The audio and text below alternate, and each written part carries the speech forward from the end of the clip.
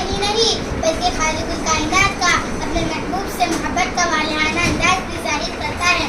یا ایھا الذین آمنوا اطیعوا اللہ واطیعوا الرسول، اے ایمان والو اطاعت کرو اللہ کی اور اس کے رسول کی۔ قرآن مجید میں ارشاد ربانی ہے، جس نے رسول کی اطاعت کی اس نے میری اطاعت کی۔ تو حکم آیا تمام انبیاء کو معجزات بخشے مگر وہ جو خالق مخلوق ہونے کے باوجود وہ رفعنا لک ذکرک سے منسوب۔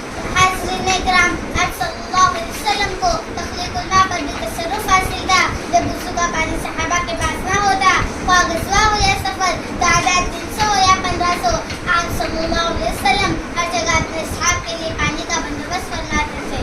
غزوہ تبوک سے واپسی پر پانی کی قلت سے پریشان حال قافلے کو ابو قتادہ کی چاگل جس میں پانی کے چند قطرے تھے اس پر اپنا ہاتھ رکھا، پانی آپ صلی اللہ علیہ وسلم کی مبارک انگلیوں سے پھوٹ پڑا۔ یہ تصرف کمال مصطفیٰ تھا۔ طویل سفر کے دوران کھانے کو کچھ میسر نہیں۔ ابو ہریرہ کی ایک کھجور کی ایک چھوٹی سی تھیلی آپ صلی اللہ علیہ وسلم کے دستے مبارک سے سینکڑوں صحابہ کی بھوک مٹاتی ہے۔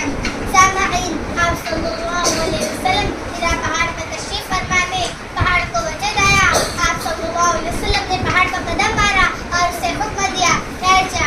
اصل تصرف کی بدولت سے وہ فوری رک گیا۔ ہر سال حج واجب نہ ہو جائے، بس اسی خیال سے خطبہ کے دوران صحابہ کو جواب نہ دیا۔ سامعین، جس موضوع سخن کو اجاگر کرنے کے لیے مجھے اس محفل میں بلایا گیا ہے وہ شاید ہی کوئی بیان کر سکے، کیونکہ سارے اختیارات اپنے خداوندی ہی تو تھے۔ میرا نبی ایسا نبی